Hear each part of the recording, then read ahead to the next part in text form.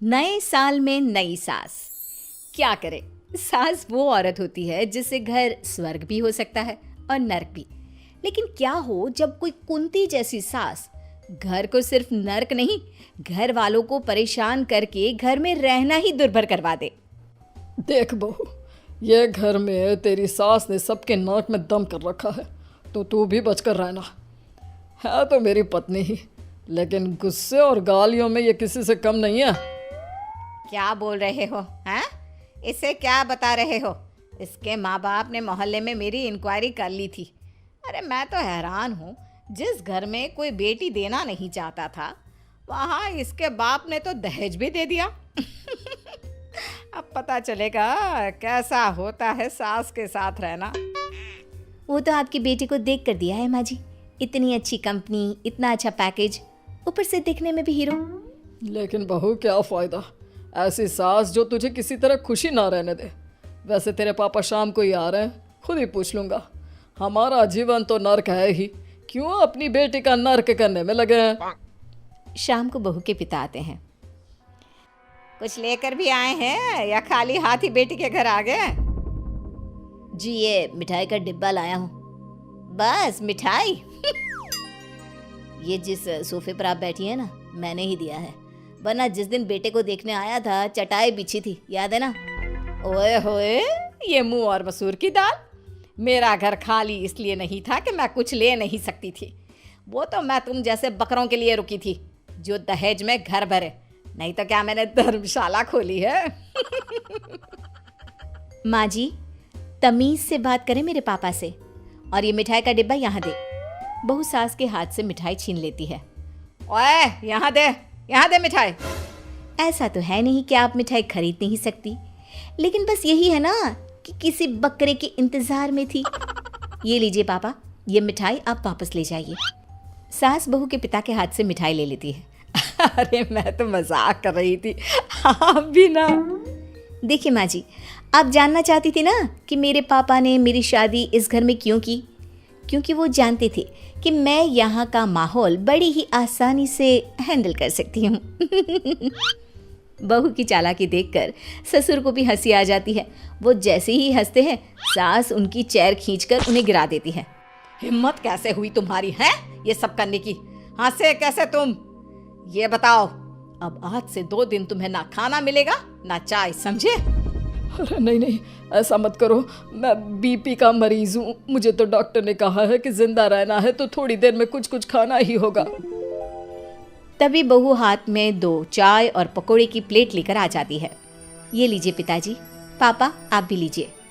बहू सास को कुछ नहीं देती और सिर्फ ससुर और पिता को चाय नाश्ता करा देती है। बहू, आज तक इस घर में किसी की हिम्मत नहीं हुई मेरा अनादर करने की, लेकिन तूने सबके सामने मेरी बेइज्जती कर दी।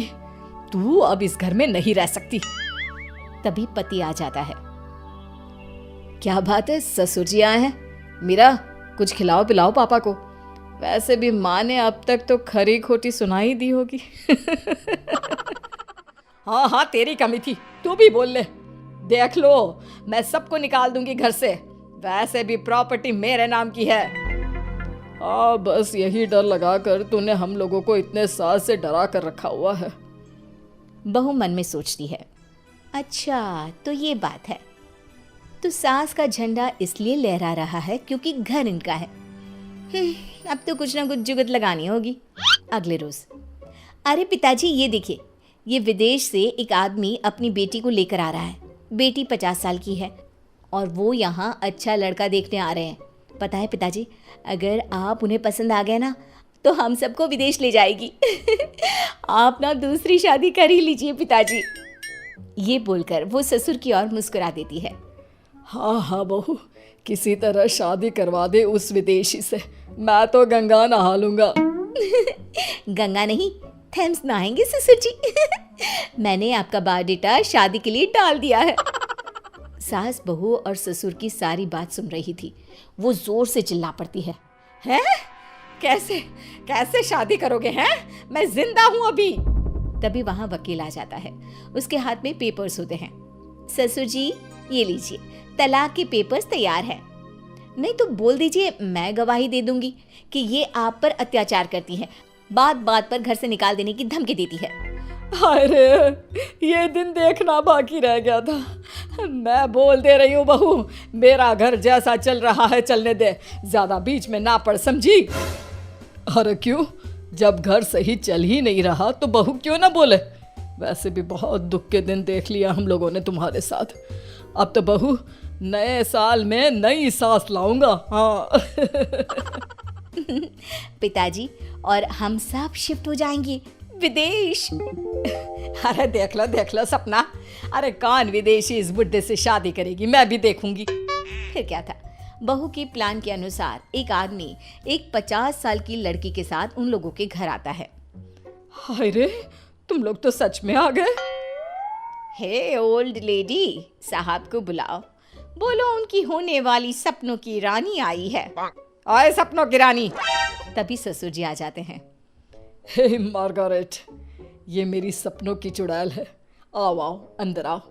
बहू, तेरी होने वाली सास आ गई है। मेरी तो पैकिंग भी हो गई है। हेलो सासू माँ, विदेशी औरत का पिता कहता है। हमें ये हैंडसम पसंद है, हम सबको लेकर लंदन जाएगा, लेट्स गो। तभी बेटा भी अपनी सूटकेस लेकर आ जाता है। मैं तो कब से तैयार हूँ अंकल, चलो। पापा, नई मम्मी तो बहुत अच्छी है, पुरानी मम्मी से तो बहुत ही अच्छी है। ये तो हमेशा मुंह सड़ा कर रखती है। इन्हें देखो कैसे हंसता हुआ चेहरा है इनका। हाँ बेटा, मेरी तो बुढ़ापे में लॉटरी लग गई।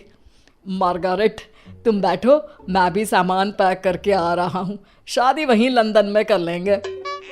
सास पति को देख रही होती है कि ये क्या हो गया। हाँ, और नया साल भी वहीं विदेश में मनाएंगे। सास को देखकर ससुर कहता है। ए सफेद बाल वाली बुढ़िया, हट। ये क्या बोल रहे हो? मैं तुम्हारी बीवी हूँ नहीं थी। प्लीज कोई ड्रामा मत करो, खुशी खुशी विदा करो। वैसे भी हमेशा निकाल देने का ताना तो देती रहती थी, अब जा रहे हैं तो क्या प्रॉब्लम है? और नहीं तो क्या, न शांति से घर में रहता था ना ही ऑफिस में। अब कम से कम नई मम्मी के घर शांति से तो रहूंगा। क्यों मम्मी? Yes my son. बस सब क्या था, सास जोर जोर से रोने लगती है। नहीं, मैं तुम लोगों से माफी मांगती हूँ, मैं तुम लोगों को कहीं जाने नहीं दूंगी, मुझे माफ कर दो। फिर सास मार्गारेट को घर से भगा देती है। मैं आज के बाद कभी किसी से गलत व्यवहार नहीं करूंगी, और ये लो, घर के पेपर भी तुम लोगों के नाम करती हूँ। मुझे सिर्फ मेरा परिवार चाहिए। बहू ससुर की ओर देखकर मुस्कुरा देती है, जैसे कह रही हो कि प्लान सक्सेसफुल।